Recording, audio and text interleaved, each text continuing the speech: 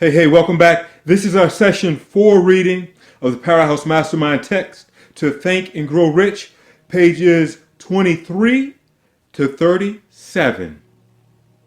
Desire, the starting point of all achievement, the first step towards riches. When Edward C. Barnes clammed down from the freight train in Orange, New Jersey, more than 30 years ago, he may have resembled a tramp, but his thoughts were those of a king.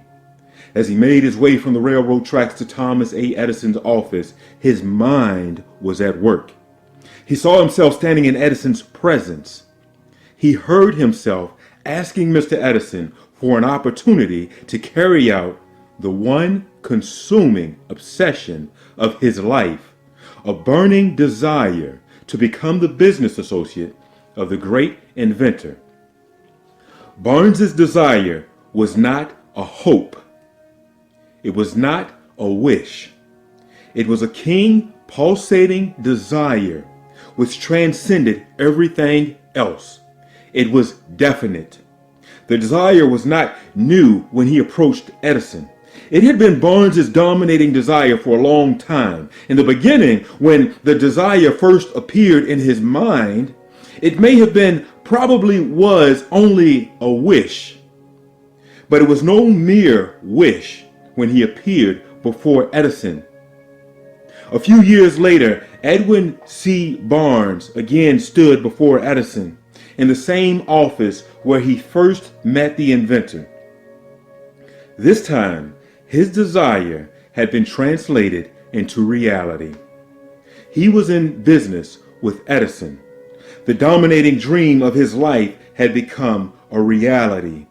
Today, people who know Barnes envy him because of the break life yielded him. They see him in the days of his triumph without taking the trouble to investigate the cause of his success.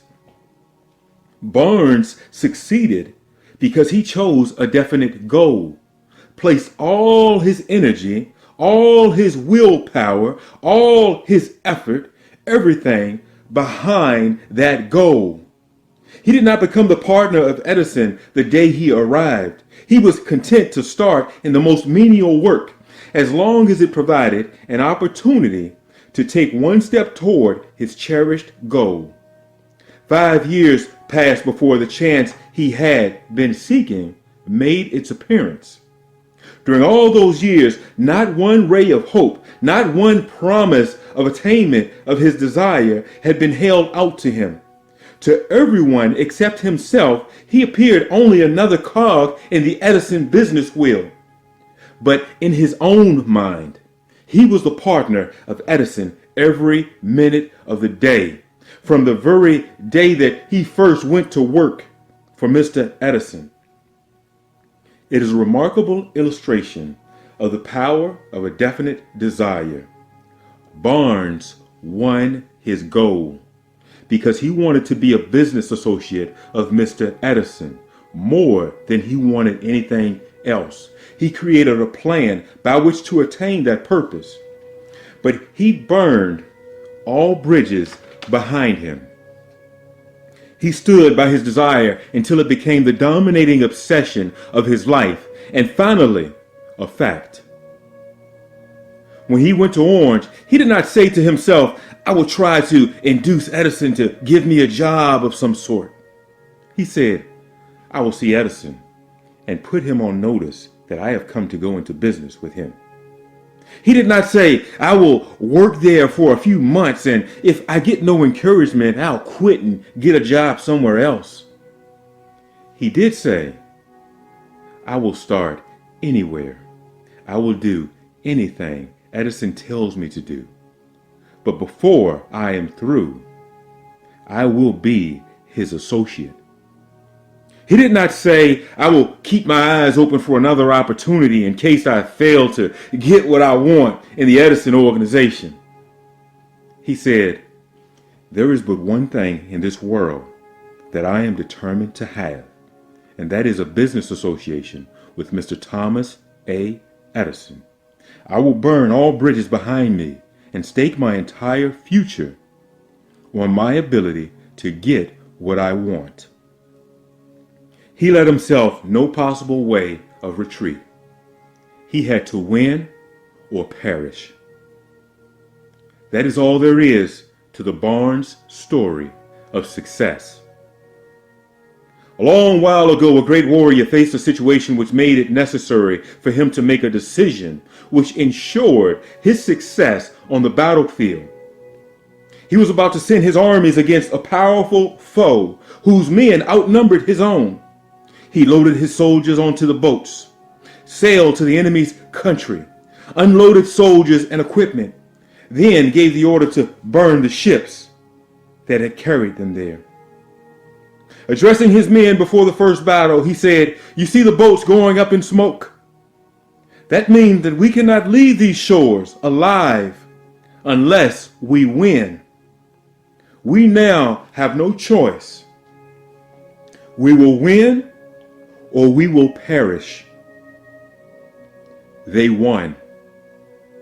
Every person who wins in any undertaking must be willing to burn his ships and cut all sources of retreat. Only by doing so can one be sure of maintaining that state of mind known as a burning desire to win, essential to success. The morning after the Great Fire of 1871 in Chicago, a group of merchants stood on State Street, looking at the smoking remains of what had been their stores. They went into a conference to decide if they would try to rebuild or leave Chicago and start over in a more promising section of the country. They reached a decision. All except one decided to leave Chicago. The merchant who decided to stay and rebuild pointed a finger at the remains of his store and said, "Gentlemen, on that very spot, I will build the world's greatest store. No matter how many times it may burn down, I will rebuild." That was almost 150 years ago. The store was built. It stands there today, a towering monument to the power of the state of mind known as a burning desire. The easy thing for Marshall Field to have done would have been exactly what his fellow merchants did. When the going was hard and the future looked dismal, they pulled up and went where the going seemed easier. Mark well this difference between Marshall Field and the other merchants, because it is the same difference which distinguishes Edwin C. Barnes from thousands of other young men who have worked in the Edison organization. It is the same difference which distinguishes practically all who succeed from those who fail. Every human being who reaches the age of understanding of the purpose of money wishes for it. Wishing will not bring riches, but desiring riches with a state of mind that becomes an obsession, then planning definite ways and means to acquire riches and backing those plans with persistence which does not recognize failure will bring riches. The method by which desire for riches can be transmuted into its financial equivalent consists of 6 definite practical steps. Fix in your mind the exact amount of money you desire. It is not sufficient merely to say, "I want plenty of money." First, be definite as to the amount. There is a psychological reason for the definiteness which will be described in a subsequent lesson. Second, determine exactly what you intend to give in return for the money you desire. There is no such reality as something for nothing. Third, establish a definite date when you intend to possess the money you desire.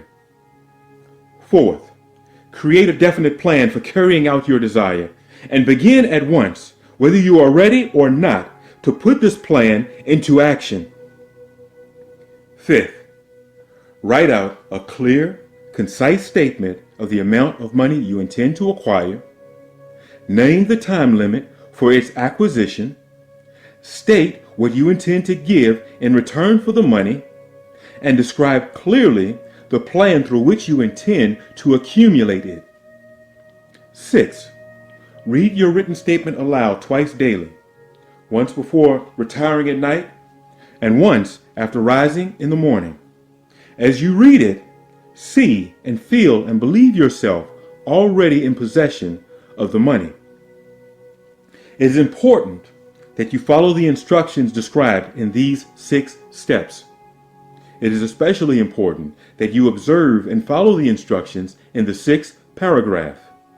You may complain that it is impossible for you to see yourself in possession of money before you actually have it.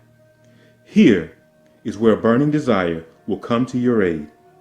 If you truly desire money so keenly that your desire is an obsession, you will have no difficulty in convincing yourself that you will acquire it. The object is to want money and to become so determined to have it that you convince yourself you will have it. Only those who become money conscious ever accumulate great riches. Money consciousness means that the mind has become so thoroughly saturated with the desire for money that one can see oneself already in possession of it. To the uninitiated, who has not been schooled in the working principles of the human mind, these instructions may appear impractical.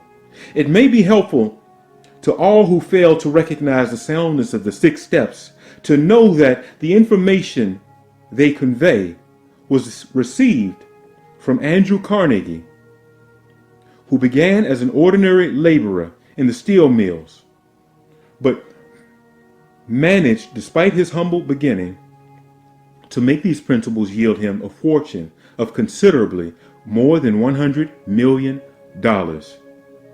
It may be a further help to know that the 6 steps here recommended were carefully scrutinized by the late Thomas A. Edison, who placed his stamp of approval upon them as being not only the steps essential for the accumulation of money, but the steps necessary for the attainment of any definite goal. The steps call for no hard labor. They call for no sacrifice. They do not require one to become ridiculous or unthinking. To apply them calls for no great amount of education. But the successful application of these 6 steps does call for sufficient imagination to enable one to see and to understand that the accumulation of money cannot be left to chance, good fortune, or luck.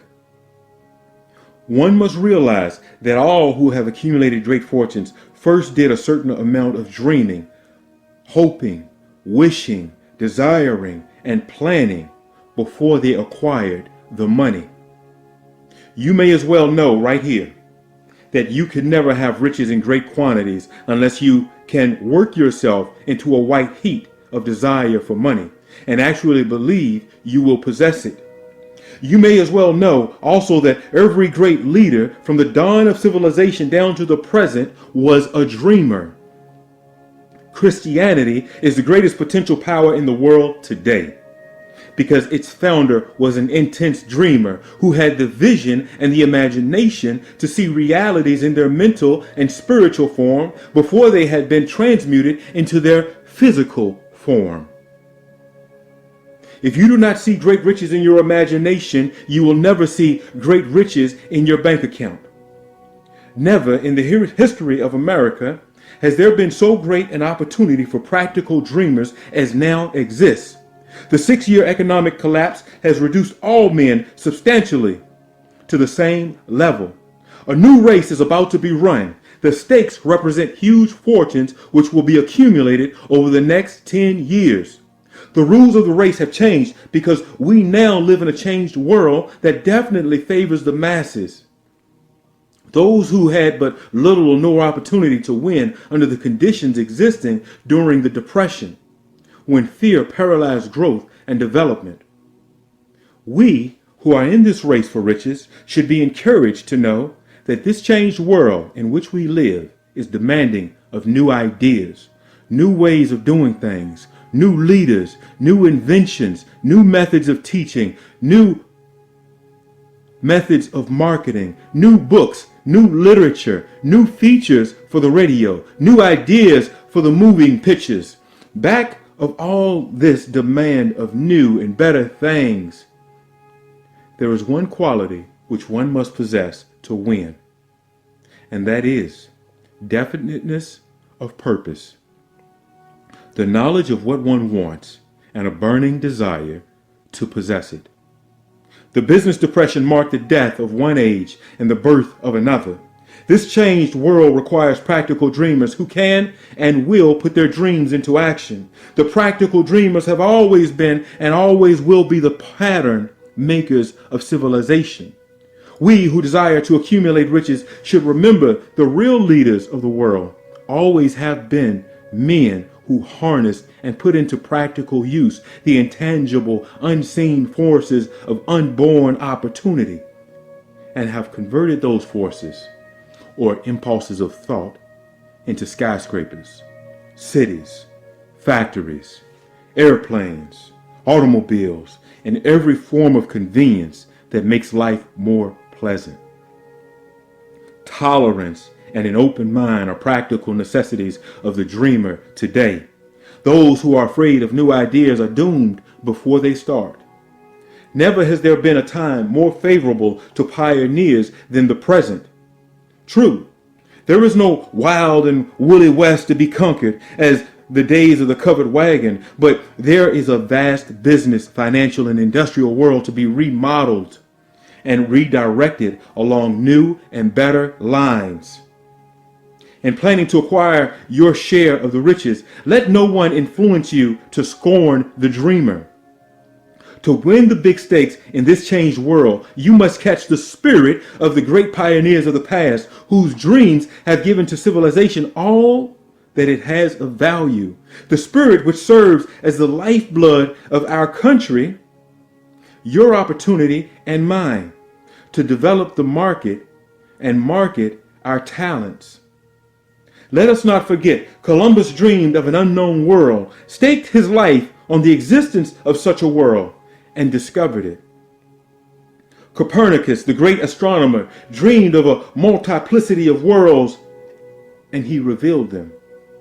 No one denounced him as impractical after he had triumphed. Instead, the world worshipped at his shrine, thus proving once more that success requires no apologies. Failure permits no alibis. If the thing you wish to do is right, and you believe in it, go ahead and do it. Put your dreams across and never mind what they say if you meet with defeat.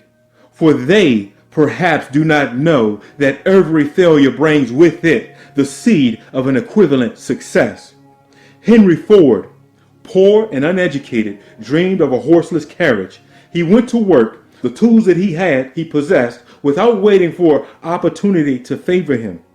And now evidence of his dream belts the entire earth. He has put more wheels into operation than any man who ever lived, because he was not afraid to back his dreams. Thomas Edison dreamed of a lamp that could be operated by electricity. He began where he stood to put his dream into action, and despite more than 10,000 failures, he stood by that dream until he made it a physical reality. Practical dreamers do not quit.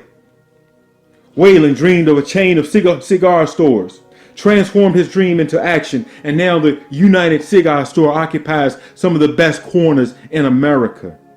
Lincoln dreamed of a freedom for the black slaves, put his dream into action, and barely missed living to see a united North and South translate his dream into reality. The Wright brothers dreamed of a machine that would fly through the air. Now one may see evidence all over the world that they dreamed soundly. Marconi dreamed of a system for harnessing the intangible forces of the ether. Evidence that he did not dream in vain may be found in every wireless radio in the world. Moreover, Marconi's dream bought the humblest cabin and the stateliest manor house side by side.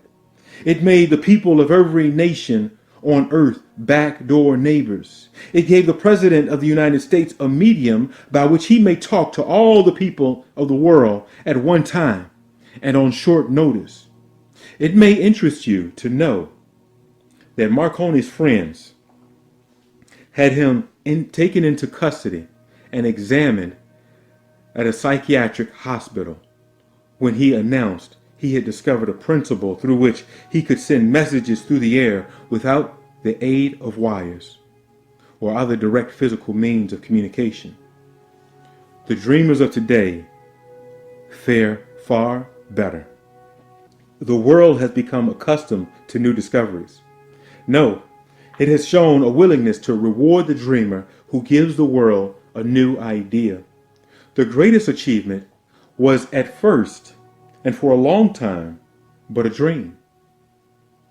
The oak sleeps in the acorn, the bird waits in the egg, and the highest vision of the soul, a walking angel stirs. Dreams are the seedlings of reality. Awake, arise, and assert yourself, you dreamers of the world. Your star is now in the ascendancy. The world depression bought the opportunity you have been waiting for. It taught people humility, tolerance, and open-mindedness. The world is filled with an abundance of opportunity which the dreamers of the past knew. A burning desire to be and to do is the starting point from which the dreamer must take off. Dreams are not born of indifference, laziness, or lack of ambition. The world no longer scoffs at the dreamer, nor calls him impractical. If you think it does, take a trip to Tennessee and witness what a dreamer president has done in the way of harnessing and using the great water power of America. A score of years ago, such a dream would have seemed like madness. You have been disappointed. You have undergone defeat during the Depression. You have felt the great heart within you crushed until it bled. Take courage, for these experiences have tempered the spiritual metal of which you are made. They are assets of incomparable value. Remember, too, that all who succeed in life get off to a bad start and pass through many heartbreaking struggles before they arrive. The turning point in the lives of those who succeed usually comes at the moment of some crisis, through which they are introduced to their other selves. John Bunyan wrote The Pilgrim's Progress, which is among the finest of all English literature, after he had been confined in prison and sorely punished because of his views on the subject of religion. Henry discovered the genius which slept within his brain after he had met with great misfortune and was confined in a prison cell in Columbus, Ohio. Being forced through misfortune to become acquainted with his other self and to use his imagination, he discovered himself to be a great author instead of a miserable criminal and outcast. Strange and varied are the ways of life, and stranger still are the ways of infinite intelligence, through which men are sometimes forced to undergo all sorts of punishment before discovering their own brains and their own capacity to create useful ideas through imagination. Edison, the world's greatest inventor and scientist, was a tramp telegraph operator. He failed innumerable times before he was driven finally to discover the genius which slept within his brain. Charles Dickens began by pasting labels on blacking pots. The tragedy of his first love penetrated the depths of his soul and converted him into one of the world's truly great authors. The tragedy produced first David Copperfield, then a succession of other works that made this a richer and better world for all who read his books. Disappointment over love affairs generally has the effect of driving men to drink and women to ruin. And this because most people never learn the art of transmuting their strongest emotions into dreams of a constructive nature. Helen Keller became deaf, dumb, and blind shortly after birth. Despite her greatest misfortune, she has written her name indelibly in the pages of the history of the great. Her entire life has served as evidence that no one ever is defeated until defeat has been accepted as a reality. Robert Burns was an illiterate country lad. He was cursed by poverty and grew up to be a drunkard in the bargain. The world was made better for his having lived because he clothed beautiful thoughts in poetry, and thereby plucked a thorn and planted a rose in its place. Booker T. Washington was born in slavery, handicapped by race and color, because he was tolerant, had an open mind at all times on all subjects, and was a dreamer. He left his impress for good on an entire race. Beethoven was deaf, Milton was blind, but their names will last as long as time endures because they dreamed and translated their dreams into organized thought. Before passing to the next chapter, kindle anew in your mind the fire of hope, faith, courage, and tolerance. If you have these states of mind and a working knowledge of the principles described, all else that you need will come to you when you are ready. Let Emerson state the thought in these words: every proverb, every book, every byword that belongs to thee for aid and for comfort shall surely come home through open or winding passage. Every friend whom not thy fantastic will, but the great and tender soul in thee craveth, shall lock thee in his embrace. There is a difference between wishing for a thing and being ready to receive it. No one is ready for a thing until he believes he can acquire it. The state of mind must be belief, not mere hope or wish. Open-mindedness is essential for belief. Closed minds do not inspire faith, courage, or belief. Remember, no more effort is required to aim high in life, to demand abundance and prosperity, than is required to accept misery and poverty. A great poet has correctly stated this universal truth through these lines: I bargained with life for a penny, and life would pay me no more. However, I begged that evening when I counted my scanty score. For life is just the employer. He gives you what you ask, but once you have set the wages, you must then bear the task. I worked for a menial's hire, only to learn dismayed that any wage I would have asked of life, life would have willingly paid. Desire outwits Mother Nature. As a fitting climax to this chapter, I wish to introduce one of the most unusual persons I have ever known. I first saw him 24 years ago, a few minutes after he was born. He came into the world without any physical sign of ears, and the doctor admitted when pressed for an opinion that the child might be deaf and mute for life. I challenged that doctor's opinion. I had the right to do so. I was the child's father. I too reached a decision and rendered an opinion, but I expressed the opinion slightly in the secrecy of my own heart. I decided that my son would hear and speak. Nature could send me a child without ears, but nature could not induce me to accept the reality of the affliction. In my own mind, I knew that my son would hear and speak. How? I was sure there must be a way. I knew I would find it. I thought of the words of the immortal Emerson. The whole course of things goes to teach us faith. We need only obey.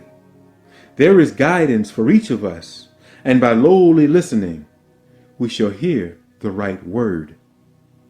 The right word: desire. More than anything else, I desired that my son should not be a deaf mute.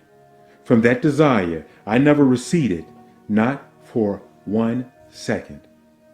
Many years previously, I had written, "Our only limitations are those we set up in our own minds." For the first time, I wondered if that statement were true. Lying on the bed in front of me was a newly born child without the natural equipment for hearing. Even though he might hear and speak, he was obviously disfigured for life. Surely, this was a limitation which that child had not set up in his own mind. What could I do about it? Somehow, I would find a way to transplant into that child's mind my own burning desire for ways and means of conveying sound to his brain without the aid of ears.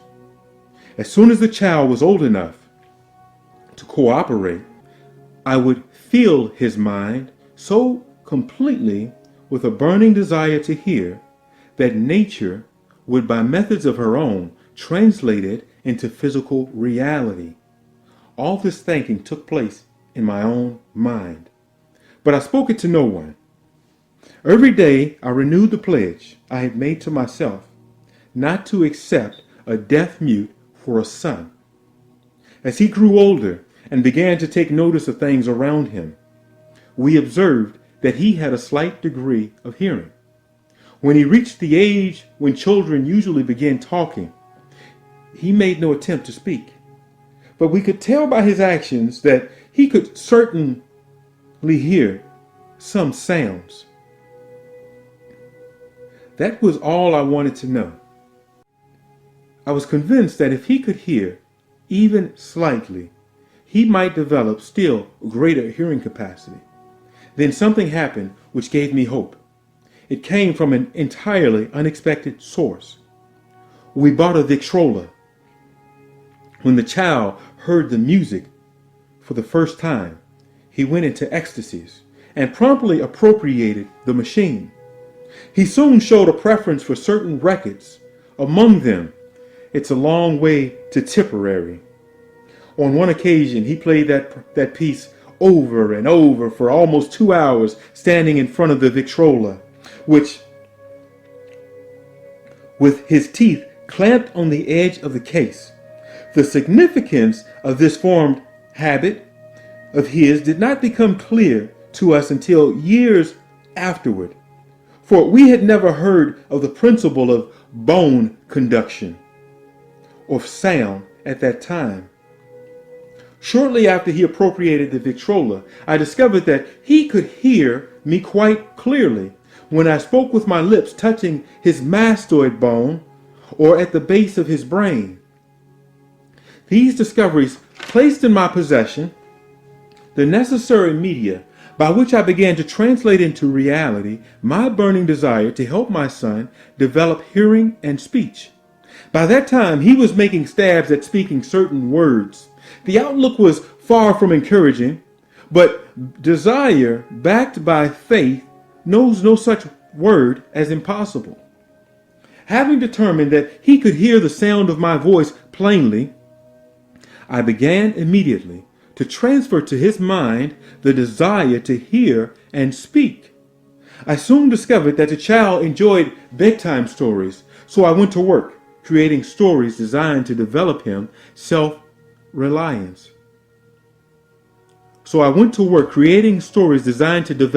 In him self-reliance, imagination, and a keen desire to hear. There was one story in particular which I emphasized by giving it some new and dramatic coloring each time it was told. It was designed to plant in his mind the thought that his affliction was not a liability, but an asset of great value. Despite the fact that all the philosophy I had examined clearly indicated that every adversity brings with it the seed of an equivalent advantage, I must confess that I had not the slightest idea how this affliction could ever become an asset. However, I continued my practice of wrapping that philosophy in bedtime stories, hoping that time would come when he would find some plan by which his handicap could be made to serve some useful purpose. Reason told me plainly that there was no adequate compensation for the lack of ears and natural hearing equipment. Desire, backed by faith, pushed reason aside and inspired me to carry on. As I analyze the experience in retrospect, I can see now that my son's faith in me had much to do with the astounding results. He did not question anything I told him. I sold him the idea that he had a distinct advantage over his older brother, and that this advantage would reflect itself in many ways. For example, the teachers in school would observe that he had no ears, and because of this, they would show him special attention and treat him with extraordinary kindness. They always did. His mother saw that by visiting the teachers and arranging with them to give the child extra attention necessary, that it became so. I sold him the idea, too, that when he became old enough to sell newspapers, his older brother had already become a newspaper merchant. He would have a big advantage over his brother for the reason that people would pay him extra money for his wares because they could see that he was bright, a bright, industrious boy, despite the fact he had no ears. We could notice that gradually the child's hearing was improving. Moreover, he had not the slightest tendency to be self-conscious because of his affliction. When he was about 7, he showed the first evidence that our method of servicing his mind was bearing fruit. For several months, he begged for the privileges of selling newspaper, but his mother would not give her consent. She was afraid that his deafness made it unsafe for him to go out on the streets alone. Finally, he took matters into his own hands. One afternoon, when he was left home with the servants, he climbed through the kitchen window, shinnied to the ground, and set out on his own. He borrowed 6 cents in capital from the neighborhood shoemaker, invested it in papers, sold out, reinvested, and kept repeating until late in the evening. After balancing his account and paying back the 6 cents he borrowed from his banker, he had a net profit of 42 cents. When he got home that night, we found him in bed asleep, with the money tightly clenched in his hand. His mother opened his hand, removed the coins, and cried. Of all things, crying over her son's victory seemed so inappropriate. My reaction was the reverse. I laughed heartily, for I knew that my endeavor to plant in the child's mind an attitude of faith in himself had been successful. His mother saw in his first business venture a little deaf boy who had gone out in the streets and risked his life to earn money. I saw a brave, ambitious, self-reliant little businessman whose stock in himself had been increased 100% because he had gone into business on his own initiative and won. The transaction pleased me because I knew that he had given evidence of a trait of resourcefulness that would go with him throughout his life. Later events proved this to be true. When his older brother wanted something, he would lie down on the floor, kick his feet in the air, cry for it, and get it. When the little deaf boy wanted something, he would plan a way to earn the money, then buy it for himself. He still follows that plan. Truly, my own son has taught me that handicaps can be converted into stepping stones on which one may climb toward some worthy goal, unless they are accepted as obstacles and used as alibis. The little deaf boy went through the grades, high school and college, without being able to hear his teachers, excepting when they shouted loudly at a close range. He did not go to school with the deaf kids. We would not permit him to learn the sign language. We were determined that he should live a normal life and associate with normal children. And we stood by that decision, although it cost us many heated debates with school officials. While he was in high school, he tried an electrical hearing aid, but it was of no value to him, due, we believe, to a condition that was disclosed when the child was 6 by Dr. Jordan Wilson of Chicago, when he operated on one side of the boy's head and discovered that there was no sign of a natural hearing equipment. During his last week in college, 18 years after the operation, something happened which marked the most important turning point of his life. Through what seemed to be mere chance, he came into possession of another electrical hearing device, which was sent to him on trial. He was slow about testing it due to the disappointment with a similar device. Finally, he picked the instrument up and more or less carelessly placed it on his head, hooked up the battery, and lo, as if by a stroke of magic, his lifelong desire for normal hearing became a reality. For the first time in his life, he heard practically as well as any person with normal hearing. God moves in mysterious ways, his wonders to perform. Overjoyed because of the changed world which had been brought to him through his hearing device, he rushed to the telephone, called his mother, and heard her voice perfectly. The next day, he plainly heard the voices of his professors in class for the first time in his life.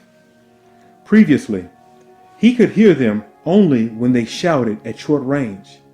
He heard the radio. He heard the talking pictures. For the first time in his life, he could converse freely with other people without the necessity of their having to speak loudly. Truly, he had come into possession of a changed world. He had refused to accept nature's error, and by persistent desire, he had induced nature to correct that error through the only practical means available. Desire commenced to pay dividends, but the victory was not yet complete. The boy still had to find a definite practical way to convert his handicap into an equivalent asset. Hardly realizing the significance of what had already been accomplished, but intoxicated with the joy of his newly discovered world of sound, he wrote a letter to the manufacturer of the hearing aid, enthusiastically describing his experience. Something in his letter, something perhaps which was not written on the lines, but back of them, caused the company to invite him to New York. When he arrived, he was escorted through the factory, and while talking with the chief engineer, telling him about his changed world, a hunch, an idea, or an inspiration, call it what you wish, flashed into his mind. It was the impulse of thought which converted his affliction into an asset, destined to pay dividends in both money and happiness to thousands for all to come. The substance and sum of that impulse of thought was this. It occurred to him that he might be of help to millions of deaf people who go through life without the benefit of hearing devices. He could find a way to tell them the story of his changed world, if he could do it. Then and there, he reached a decision to devote the remainder of his life to rendering useful service to the hard of hearing. For an entire month, he carried on an intensive research, during which he analyzed the entire marketing system of the manufacturer of the hearing device and created ways and means of communicating with the hard of hearing all over the world for the purpose of sharing with them this newly discovered changed world. When this was done, he put in writing a 2-year plan based upon his findings. When he presented the plan to the company, he was instantly given a position for the purpose of carrying out his ambition. Little did he dream when he went to work that he was destined to bring hope and practical relief to thousands of deafened people who, without his help, would have been doomed forever to deaf mutism. Shortly after he became associated with the manufacturer of his hearing aid, he invited me to attend a class conducted by his company for the purpose of teaching deaf mutes to hear and to speak. I had never heard of such a form of education. Therefore, I visited the class skeptically, but hopeful that my time would not be entirely wasted. Here, I saw a demonstration which gave me a greatly enlarged vision of what I had done to arouse and keep alive in my son's mind the desire for normal hearing. I saw deaf mutes actually being taught to hear and to speak through application of the self-same principles I used more than 20 years previously in saving my son from deaf mutism. Thus, through some strange turn of the wheel of fate, my son Blair and I have been destined to aid in correcting deaf mutism for those as yet unborn, because we are the only living human beings, and far as I know, who have established definitely the fact that deaf mutism can be corrected to the extent of resorting to normal life those who suffer with this affliction. It has been done for one. It will be done for others. There is no doubt in my mind that Blair would have been a deaf mute all his life if his mother and I had not managed to shape his mind as we did. The doctor who attended at his birth told us confidentially the child might never hear or speak. A few weeks ago, Dr. Irving Voorhees, a noted specialist on such cases, examined Blair very thoroughly. He was astounded when he learned how well my son now hears and speaks, and said his examination indicated that theoretically the boy should not be able to hear at all. But the lad does hear, despite the fact that the x-ray pictures show there is no opening in the skull whatsoever from where his ears should be to the brain. When I planted in his mind the desire to hear and talk and live as a normal person, there went with that impulse some strange influence which caused nature to become bridge builder and span the gulf of silence between his brain and the outer world. By some means which the keenest medical specialists have not been able to interpret. It would be sacrilege for me to even conjecture as to how nature performed this miracle. It would be unforgivable if I neglected to tell the world as much as I know of the humble part I assumed in the strange experience. It is my duty and a privilege to say I believe, and not without reason, that nothing is impossible to the person who backs desire with enduring faith. Verily, a burning desire has devious ways of transmuting itself into its physical equivalent. Blair desired normal hearing. Now he has it. He was born with a handicap which might easily have sent one with a less defined desire to the street with a bundle of pencils and a tin cup. That handicap now promises to serve as the medium by which he will render useful service to many millions of hard of hearing. Also to give him useful employment and adequate financial compensation for the rest of his life. The little white lies I planted in his mind when he was a child, by leading him to believe his affliction would become a great asset which he could capitalize on, has justified itself. Verily, there is nothing right or wrong which belief plus burning desire cannot make real. These qualities are free to everyone.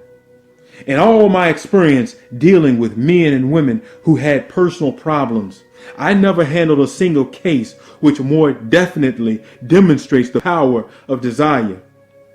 Authors sometimes make the mistake of writing about subjects of which they have but superficial or very elementary knowledge. It has been my good fortune to have had the privilege of testing the soundness of the power of desire through the affliction of my own son. Perhaps it was providential that the experience came as it did, for surely no one is better prepared than he to serve as an example of what happens when desire is put to the test. If Mother Nature bends to the will of desire, is it logical that mere men can defeat a burning desire? Strange and imponderable is the power of the human mind. We do not understand the method by which it uses every circumstance, every individual, every physical thing within its reach as a means of transmuting desire into its physical counterpart. Perhaps science will uncover the secret. I planted in my son's mind the desire to hear and speak as any normal person hears and speaks. That desire has now become a reality. I planted in his mind the desire to convert his greatest handicap into his greatest asset. That desire has been realized. The modus operandi by which this astounding result was achieved is not hard to describe. It consisted of 3 very definite facts. First, I mixed faith with a desire for normal hearing, which I passed on to my son. Second, I communicated my desire to him in very convincible ways, through persistent, continuous effort over a period of years. Third, he believed me. As this chapter was being completed, news came of the death of Miss E. Schumann Hank. One short paragraph in the news dispatch gives the clue to this unusual woman's stupendous success as a singer. I quote the paragraph because the clue it contains is none other than desire. Early in her career, Miss Schumann Hank visited the director of the Vienna Court Opera to have him test her voice. But he did not test it. After taking one look at the awkward and poorly dressed little girl, he exclaimed, none too gently, with such a face and with no personality at all, how can you ever expect to succeed in opera? My good child, give up the idea. Buy a sewing machine and go to work. You can never be a singer. Never is a long time. The director of the Vienna Court Opera knew much about the technique of singing. He knew little about the power of desire when it assumes the proportion of an obsession. If he had known more of that power, he would not have made the mistake of condemning genius without giving it an opportunity. Several years ago, one of my business associates became ill. He became worse as time went on, and finally was taken to the hospital for an operation. Just before he was wheeled into the operating room, I took a look at him and wondered how anyone as thin and emaciated as he could possibly go through a major operation successfully. The doctor warned me that there was little, if any, chance of me ever seeing him alive again. But that was the doctor's opinion. It was not the opinion of the patient. Just before he was wheeled away, he whispered feebly, "Do not be disturbed, Chief. I will be out of here in just a few days." The attending nurse looked at me with pity, but the patient did come through. safely. After it was all over, his physician said, nothing but his own desire to live saved him. He never would have pulled through if he had not refused to accept the possibility of death. I believe in the power of desire, backed by faith, because I have seen this power lift men from lowly beginnings to places of power and wealth. I have seen it rob the grave of its victims. I have seen it serve as the medium by which men staged a comeback after having been defeated in 100 different ways. I have seen it provide my own son with normal, happy, successful life, despite nature's having sent him into the world without ears. How can one harness and use the power of desire? This has been answered through this and the subsequent lessons in this book. This message is going out to the world at the end of the longest and perhaps the most devastating depression America has ever known. It is reasonable to presume that the message may come to the attention of many who have been wounded by the depression, those who have lost their fortunes, others who have lost their positions, and great numbers who must recognize their plans and stage a comeback. To all these I wish to convey the thought that all achievement, no matter what may be its nature or its purpose, must begin with an intense, burning desire for something definite. Through some strange and powerful principle of mental chemistry, which she has never divulged, nature wraps up the impulse of strong desire, that something which recognizes no such word as impossible and accepts no such reality as failure. So that completes today's reading. Hey, if you still need a copy of the book, go ahead over to www.powerhousemotivations.com/Success University. Get yourself a copy of the book. It's on sale for you right now. It's on sale. Get the PDF version. That way you don't have to wait. You can get the PDF version. You can print out the pages as you need. Hey, what I like to do is I print it out, punch some holes in it, and put it into a 3-ring binder. That way I can keep it. The pages are nice and large. I can write on the pages, take notes on the pages, and I'd recommend you go ahead and do the same thing. Go ahead over there right now to successuniversity.com. That's powerhousemotivations.com/Success University. That completes today's reading. So you can go ahead and turn this one off. Go ahead to the next video. The next video is available on the website. You got the link to it. If you're still looking for a link, you should be able to get to it at powerhousemotivations.com/The People's Coach. Again, that's powerhousemotivations.com/The People's Coach. If you're in the coaching program, then we'll make sure you have a link. If not, go ahead and get that. Go over there, get the book, and I'll see you on the next video. Let's read that together. If you're busy, I'll read it for you. Don't worry, you can listen to it as you go. I've got you covered. Talk to you later.